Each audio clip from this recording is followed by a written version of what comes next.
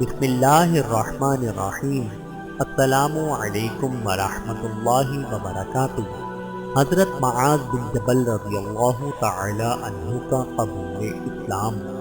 حضرت معاذ کی طبیعت فطرتاً اثر پذیر واقع ہوئی تھی، چنانچہ نبوت کے 12ویں سال مدینے میں اسلام کی دعوت شروع ہوئی تو حضرت معاذ نے اس کے قبول کرنے میں ذرا بھی پس و درپیش نہ کیا۔ حضرت مصعب بن عمیر داعی اسلام کی خدمت میں حاضر ہوئے اور صدقے دل سے توحید کا اقرار کیا۔ اس وقت ان کی عمر 18 سال کی تھی۔ حج کا موسم قریب آیا تو حضرت مصعب مکہ روانہ ہوئے۔ اہل مدینہ کی ایک جماعت جس میں مسلم اور مشرک دونوں شامل تھے ان کے ہمراہ ہوئی۔ حضرت معاذ بھی ساتھ تھے۔ مکہ پہنچ کر عقبہ میں وہ نورانی منظر سامنے آیا جو حضرت معاذ کی آنکھوں نے کبھی نہ دیکھا تھا، یعنی رسول اللہ صلی اللہ علیہ وآلہ وسلم رات کے وقت تشریف لائے اور اس جماعت سے بیعت لی۔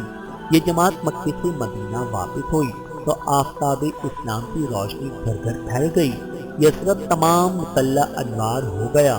حضرت معاذ کمسن تھے مگر جوش ایمان کا یہ عالم تھا کہ پیش تھے۔ بت کا کسی کے گھر میں موجود ہونا اب ان کے لیے سخت تکلیف دہ تھا۔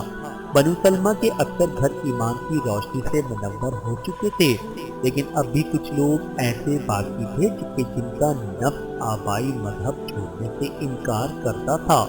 عمرو بن جموح بھی انہی لوگوں میں سے تھے جن کا قصہ گزر چکا ہے۔